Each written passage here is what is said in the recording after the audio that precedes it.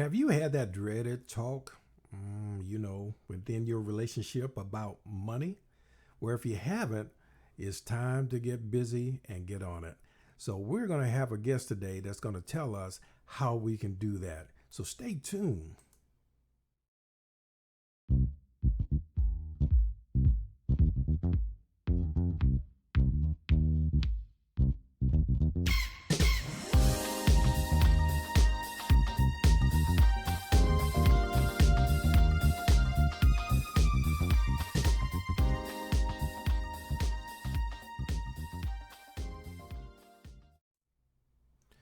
Ladies and gentlemen, thank you for joining us here on the Father Show today. And today I have a fantastic guest. I'm so pleased to have him on the show. He is, he's a financial planner, and we're going to be talking about one of the things that really breaks up a marriage, breaks up a relationship. Number the one thing, and that's money. So, we're going to talk about how we can be financial teammates with our significant others. And today, my guest is no other than Adam H. Kol. Now, Adam is a financial counselor. He helps couples who love each other make sure that the money conversation gets in the way and leading to more peace, love, and cash. Now, Adam draws on over a decade of experience as a certified mediator and a formal tax attorney and financial advisor. He received his law degree from Duke and a master in tax law from NYU. So, ladies and gentlemen, with any further ado, please let's welcome Adam H. Kol. Hey, Adam, how you doing? Hi, Mike. I'm doing great. Thanks so much for the kind intro, and thanks for having me. Oh man, my pleasure. No, thank you for being on the show. I think it's fantastic that we can get you on the show because really money is a big issue for a lot of people. And money is one of the main reasons that people get in divorce. But also, I believe one of the number one things we don't talk about before we get married or sometimes even in our marriage. And it's so Right. important. If you're going to break us up, I need to know, how you feel about money. So thank you for being on the show. And I know My pleasure. you're going to have some great information to tell our guests about how you can really have your mate be your teammate in your financial life. And I think that is so important. Um, I don't, I can't think of anything more that you have to be agree upon, you know, than your finances. Because if you start arguing about money, then you're gonna throw in other stuff. Well, you bought too much shoes. You bought too much clothes. You spend too much money with the fellas. You be so money is going to be a center point around a lot of arguments. Hmm. So let's go. How would a man start the conversation about money? And do you think that they should have that conversation before they get married? Yeah, so I'll go second question first. And thank you for all of that. And it's clear have seen or experienced and thought about how important of a topic this is. And really it is. I mean, part of my mission is that this money becomes a subject in the pantheon of the most important things we talk about with our partners. So that includes speaking about it before marriage, right? And just like we make sure that we're compatible sexually or in terms of whether we want kids or maybe like where we want to live or other certain life goals, maybe from a religious or faith perspective, we want to make sure we're compatible. Same with money, right? And by compatibility, I don't mean identical, right? But it's rather that the two of you can find a way to, at a minimum, understand each other and accept each other's different perspectives and have faith that you will find the ability to be powerful and productive. And for this area of life, like you said, it's often thought of as one where people fight and argue, and they avoid it because they don't want to fight, or they avoid it because money is an uncomfortable topic for most of us. It was often taboo growing up in our families and our homes. We might have some shame about, we think we should know more about it, or we don't have enough of it. And so then when you put two people together, unless you get very lucky or one person really forces the issue, often the topic gets not discussed, or if it's discussed, it's not very productive. And that's unfortunate, because I really believe, done right, this can be an issue that brings you and your partner closer together. However, a lot of people, when they first hear me say that, they kind of don't believe me, right? And they're like, well, I don't even know how to get this thing started, which was your other question. So how do we do that? This show is about being thoughtful and reflective, and I think that's what being a contribution as a human being, it entails that. And it's no different when it comes to speaking about money. And so what I mean is, I encourage everybody, including my clients, to first, before they even want to start a conversation with their significant other, with their wife, girlfriend, whoever, to first turn inwards, look at yourself, inquire about how you feel about money on your own. How are you raised about money? What were the social or cultural norms as part of the different identities you have or communities you were a part of? How have those things affected you? Maybe you've accepted them, maybe you've rejected them, but either way, they've influenced you somehow. And start to be aware of that. And also spend some time thinking about, why do you even want to have this conversation in the first place with this person, right? And it probably has something to do with how much you care about them and the kind of future you want with them, right? So that's really step one. And then step two is, I kind of recommend doing the reflection of that, but for your significant other.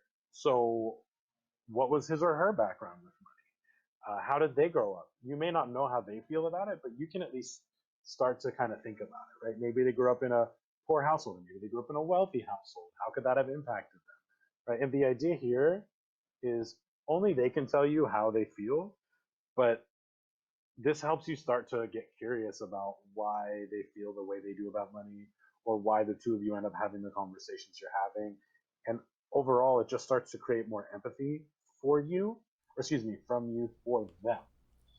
And that empathy is so valuable for the third step, which is just to tell them, hey, I'd really like to talk about this.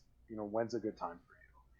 And you can bring in what you discovered in the first part, where you were introspecting. You say, you know what? I've been realizing, like, I'm really stressed about our finances right now.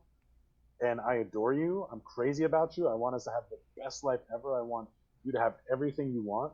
And I think we could really improve our relationship if we talked about this, right? So, Yeah. like, when's a good time for you? Because don't you think they should, and we're talking right now about before they get married. So don't you think they should lay out, if they're getting ready to walk down the aisle together, don't you think they ought to lay out how much I owe, how much I have, how much I make, and what are we going to do to make sure that we're financially set when we're in our older years, and so that we can be on the same page for me, I think you should be on the same page from day one, so that what's going to be, how we're going to do this. Absolutely. I mean, you spoke about the idea of being teammates, and it's like, how can you be teammates if you're not both aware of the game, right? Yeah. Like, you want me to play on a team with you, you don't tell me what game we're playing. Yeah, that doesn't help. I need to know the game, right? Yeah, you're working out of two different playbooks. Exactly. And in this case, the game is, how much are you making? How much debt do you have? What are your goals? What are your visions for the future? What are your hopes and dreams? What are your fears and worries? And same for me. What are my goals? What's my financial situation? What are my hopes and dreams and fears and worries? If we don't know that, there's no way to be teammates. And it's the same way, like, if we're not vulnerable, especially as men with our partners, we can never really be loved for who we are if we don't let the other person even see who we are. Right? It's only when we give them a chance and say, like, hey, this is the game, right? Like the game might be football, it might be I have 100,000 of debt, and it might be I can be this kind of quirky or weird or whatever the different aspects of your personality. And if you only by revealing to them who you are is how they can show that they really would be there for you. Similar thing with finances, right?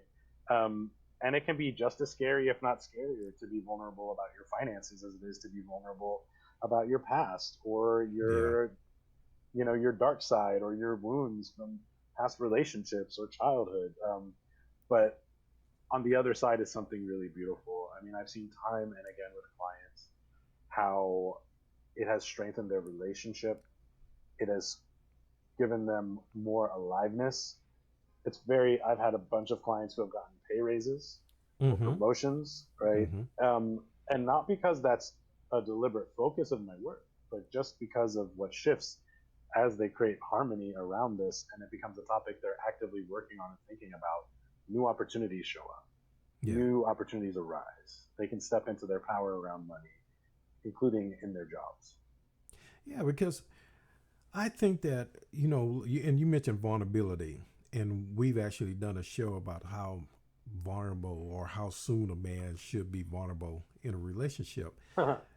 And I know money is really one of those things that, especially for a man, if say he's not living up to the finances that he think he should be. He's not making as much money. He's in debt, but either whether it's just credit card debt or car loan debt or student loan debt, but bottom line is he in debt. But you got to share that with your spouse or soon to be spouse, wouldn't you say? Absolutely. And here's the thing. Uh, especially on a podcast like this, I'll give a caveat that I'm gonna paint with a broad brush as far as like kind of making like a general description of what I've seen with men and what I've experienced myself.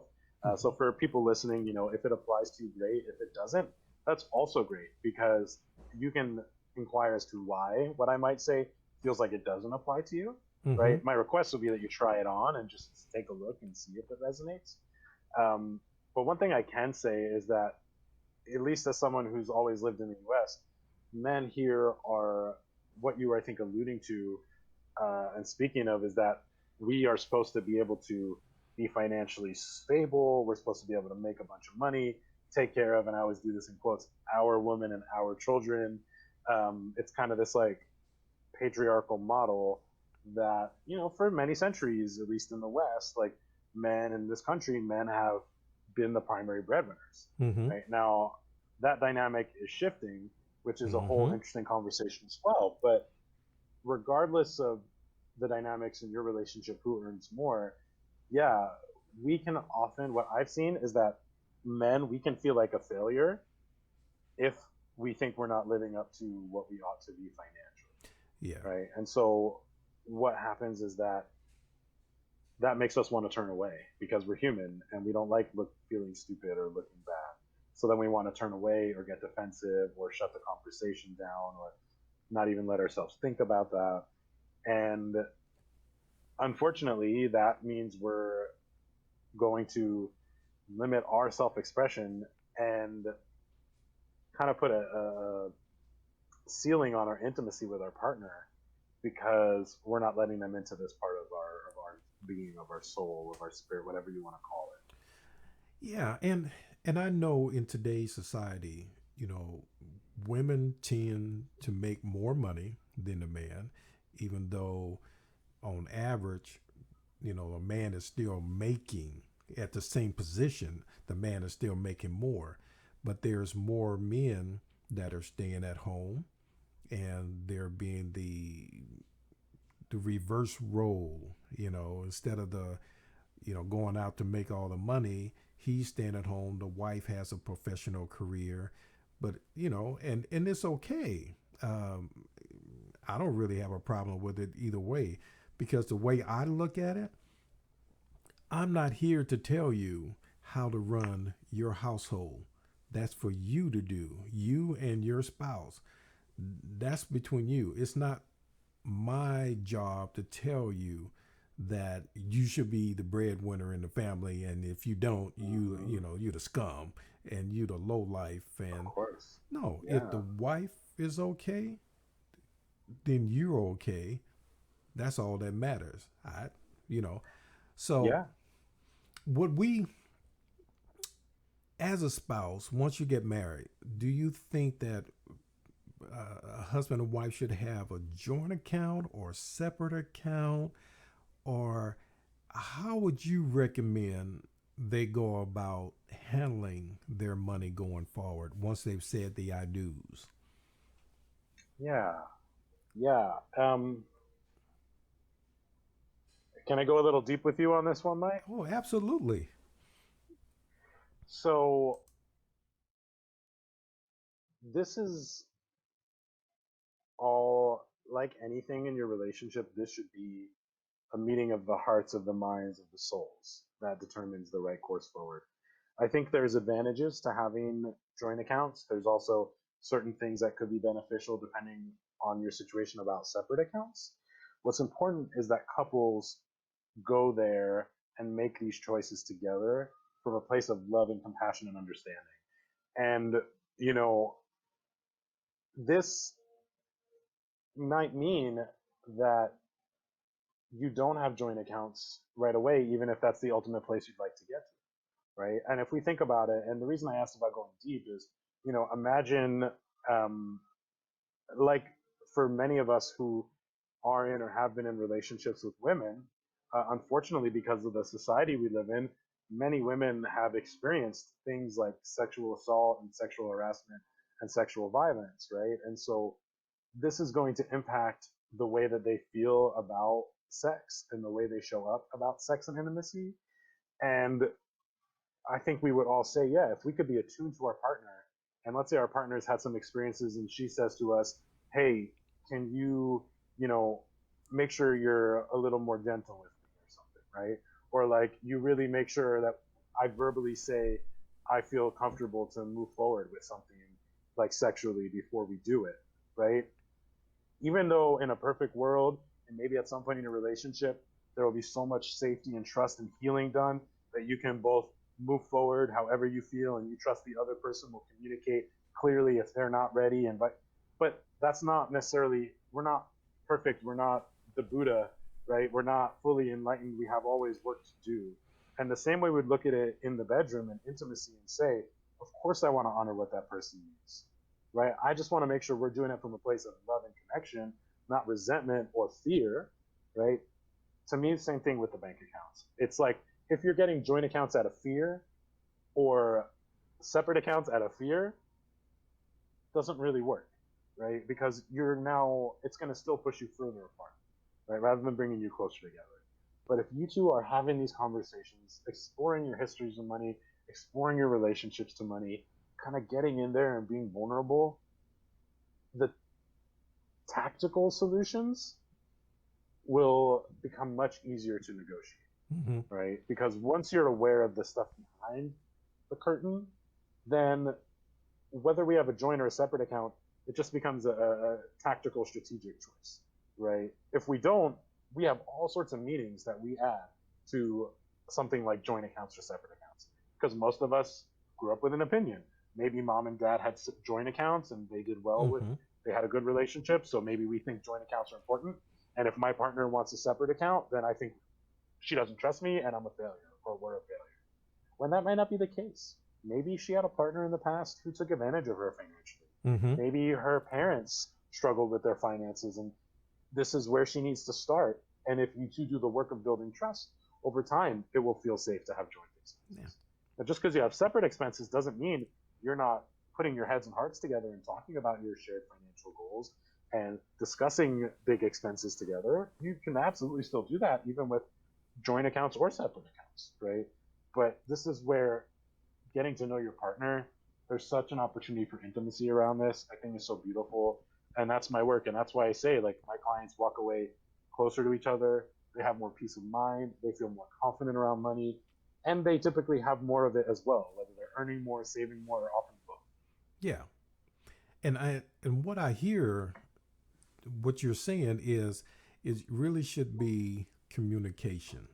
The most important thing is you have to communicate your likes, your 100%. dislikes, what you want, what you don't want, and then come together and figure out how you can make it work together.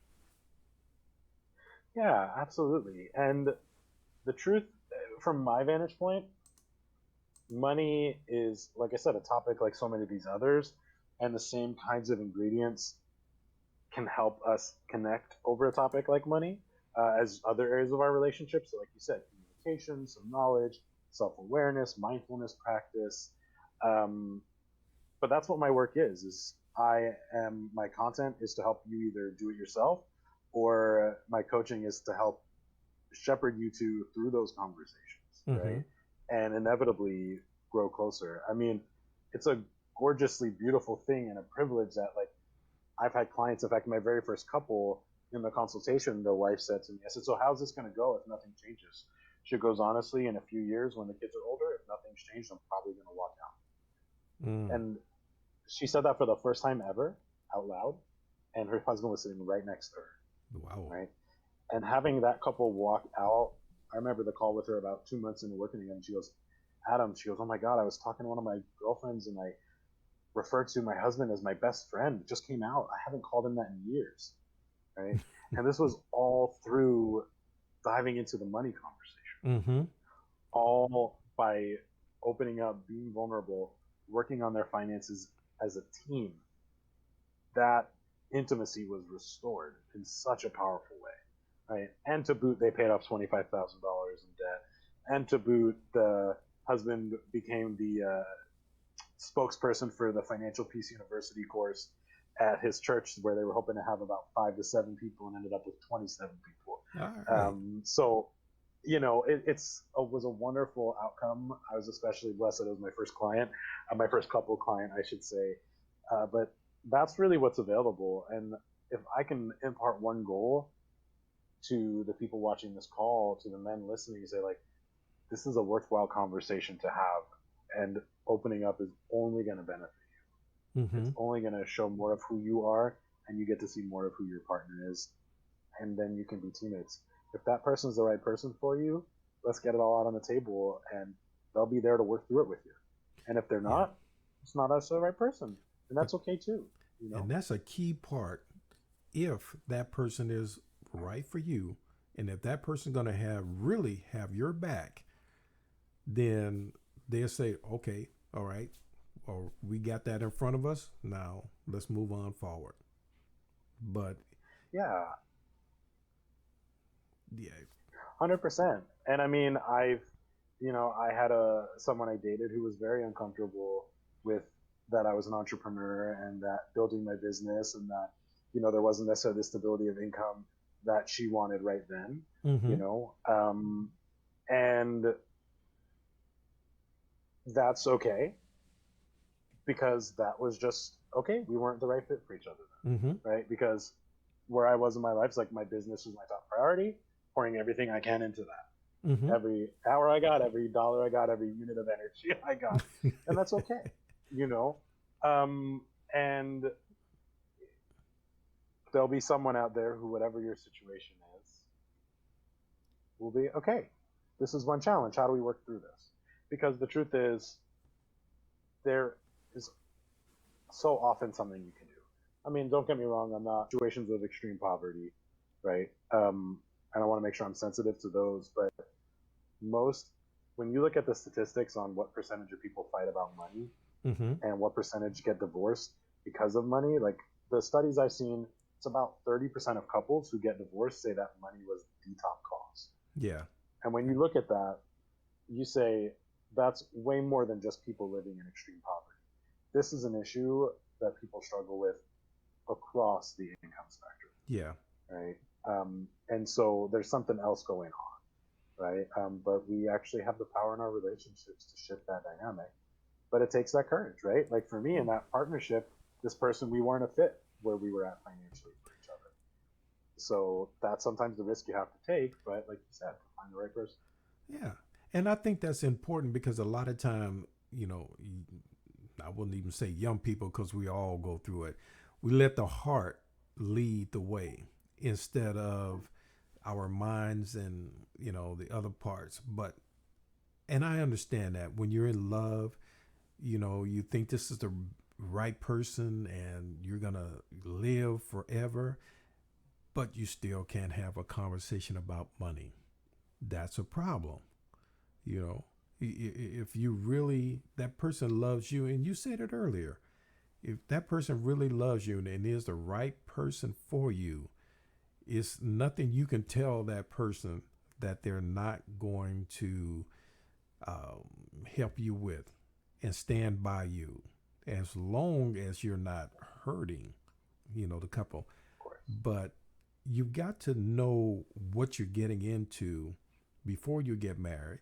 But say now you're already married and you realize that one spends more than the other on, you know, junk, and we need to sit down and do a budget. What Yeah. would you say to a couple that is going through those steps right now and need to get a handle on their finances? Yeah. Well, the first thing I'm going to say is not necessarily easy to do, but see, how can there be no wrongs or rights in this situation? See what you can do to create a space of that, right? Because if it's like, Mike, you're spending too much and therefore we don't have enough money, now we've created a battle, a zero sum game, enemy situation. Versus like, hey, Mike, you know, I'm really excited about this life we're building together. And let's try and make sure that we're doing all the things that are going to help us live our best life, right? Now you've created partnership. So that's really step one is like, how can you come to that conversation in a way that creates partnership? And I'll tell you, I've had a lot of times, you know, a client comes to me and you can tell one person thinks they're the good one, right? And they're like, you know, he always overspends, or she always overspends, or he always annoys me, or he's always but. And you know, I like to say, so how long has this been going on? And they'll say, you know, pretty much since we've been married, 10 years, whatever. I said, okay, so how long have you been putting up with it? And they kind of like, yeah, 10 years, right? Like, it always takes two to tango in a relationship, right? Because you're free to go, you're free to leave, right? Of course, assuming it's not like an abusive situation, but generally speaking, you are free to go. And Right. so if you have stayed and it wasn't working, you have allowed that to continue. And I don't say this to shame that person, rather to have them take a breath and be like, right, it's we both have a role in why things have gotten to the point they've gotten to. Mm-hmm. And even though we may have done played out our roles in different ways, um, so it's really seeing where you can also take responsibility for things have gone, how things have gone, and again, even with like the newlyweds, frame it in terms of, I want to make sure we're living our best life. You know, let's have a conversation about this. And the biggest mistake I see couples make, Mike, is they go straight to the into the weeds or the details, the nitty gritty.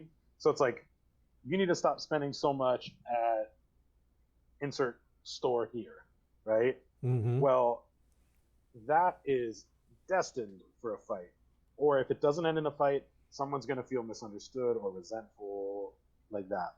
Right. The place that I go with my clients, and I recommend everybody goes, is start at that higher level.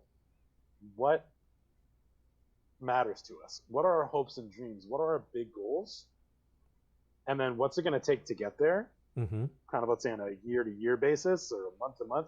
And then, okay, now we'll look at what do we want to put into our spending plan, Mm-hmm. right? And even calling it a spending plan instead of a budget, right? Like that often reframes it too a little more positively. It's like, how do we want to spend the money that we do have? What's the best home we can give it, the most thoughtful, intentional home? And then from there, you can figure out what kind of plan makes sense.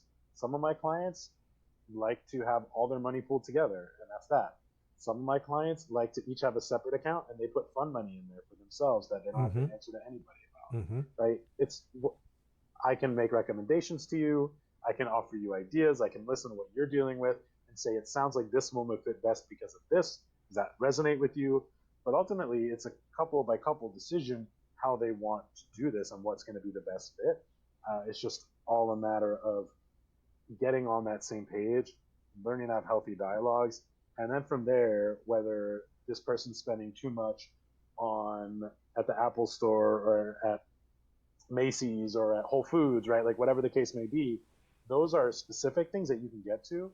And there's a great quote I've seen in the world of personal finance. It's like, you can have anything, you just maybe can't have everything. So if there's something that really matters to you, you want to prioritize it, find space for it in the budget, let's do it. Because money is meant to help you enjoy your life. At least that's how I see it. But we want to be thoughtful and intentional about how this fits into the overall plan of what you're up to. And then maybe it's, I want to spend money on golf. Okay, so then that's $300 a month. So instead of getting a car that's $600 a month, why don't I get a car that's $300 a month? And it'll net out. I'd rather have the cheaper car and the golf than the expensive car and no golf. Yeah. Okay, great. Or whatever is the scenario for you in your life. Yeah, because marriage is about compromising. So if you can't give up something to get what you want, then you need to look in the mirror and think about things a little bit. Yes, it's true. Because I know my wife and I, we went through that when we got together. We both had debts, and we just said, okay, here's what we got. We're going to knock it out. And she felt bad. She's like, well, I don't want you paying on my debt. It's like, look, we're a couple. We're together. We're a team. So your debt is now my debt. My debt is now your debt. Our goal is to knock it out so that we can have the life that we want to have. And we decided at the beginning, we know we want to travel in our later years. So we want to save so we can travel, but we want to get debt free as soon as we can. So, love it. Yeah, we did what we had to do, but we worked it out together. And that's what I'm hoping that we can get more couples to do, and men to understand.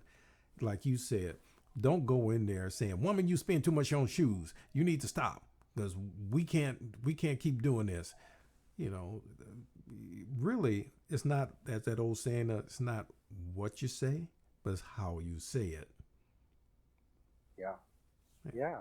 And that's why I encourage the reflection on, understanding your own feelings and your own triggers that might be here around money. Like, why are you feeling angry or resentful yourself or afraid, and why you might be feeling that way, as well as getting in touch with how much you care about this other person, right? And why you'd even want to make this work, why you'd even want to lean into this conversation that can be uncomfortable. And if I can just say, to my fellow men, and obviously the kinds of men who are listening to this show, Mike, want to be better versions of themselves. And if we're honest, as a species, right, we've had the women taking on so much more of that emotional labor, right? Like the ones who have to be the emotional caretakers, who are there for us as a shoulder to deal when we're struggling and when we can't handle our feelings. They often have to deal with the parents and the in-laws and the kids, right? And the play dates and the parties and the weddings. And we can have, first of all, I just think in the realm of fairness and equity and responsibility, it's time for us to step up and continue stepping up, right? But this is one of the beautiful places in which we can step up to the plate. And imagine you already have a great woman with you. What is it if you are taking on an equal share of the emotional labor in the relationship? Imagine how freed up she might be to be able to enjoy her life, to be able to enjoy her time with you, to be able to contribute to you and be present when the two of you are together. It's going to benefit you as well, beyond being the right thing to do, to step up here. And if you can just try, okay, what's one conversation that we need to have, instead of making her be the one who initiate it, how can I be the one who initiates it? And how can I do it in a loving, thoughtful, compassionate, empathetic Yeah. way, Yeah. right? That is such a beautiful sentiment. And that commitment, that to me, that's the commitment to love, to partnership, to teamwork, to a lifelong thing that can grow and evolve like a beautiful flower, right? So I really hope that men can be inspired by it, whether it's your show, this conversation, whoever in their life, to continue looking to step how where we can step up, whether it's Yeah. around money or otherwise, Yeah. right? That we can invite that conversation, that we can say to our significant other, "How are you feeling about this? I care what's going on for you. Not because I have to defend myself, not because I'm going to respond and tell you you're wrong, or no, we're okay financially." It's I had a client who was telling his wife, no, because we have all this equity in our home, and so you don't have. I don't know why you're worried about it. I said, buddy, you got to stop gaslighting her. You can't Yeah. tell her her interpretation of the world is wrong. She's worried. Your job is to find out why and Why? understand why. Mm-hmm. Not tell her she's wrong because you have equity in the home. Do you have equity in the home? Yes. Could you pay off that credit card debt if you took out a home equity loan or sold the house and moved a small one? Yes. But what matters here, at the end of the day, what matters to your quality of life is, does your wife feel understood and cared Yeah. for, right? And do you feel connected to her and like you're caring for her?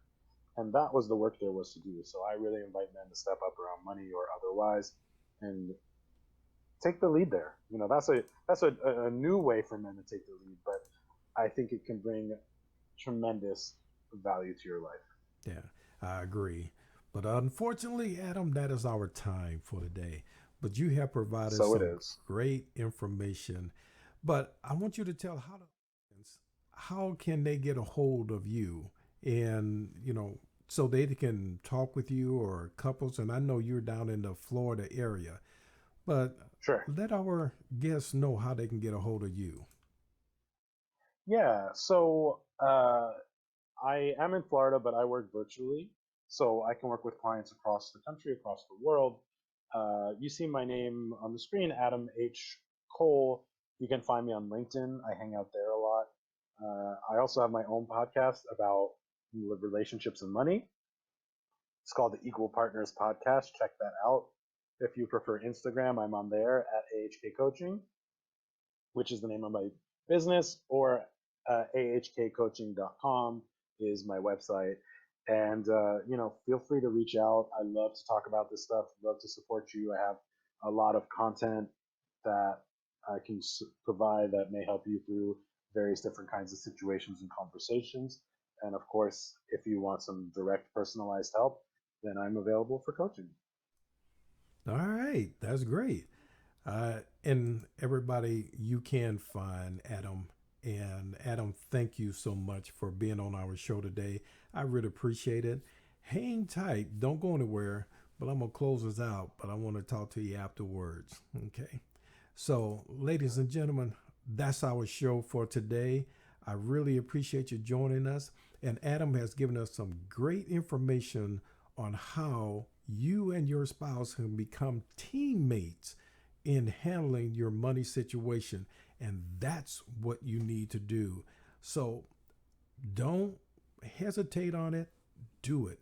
And if you are in need of other resources, go to the Father Show with Mike Thompson.com, and you can click on the header that says resources and find resources in your state.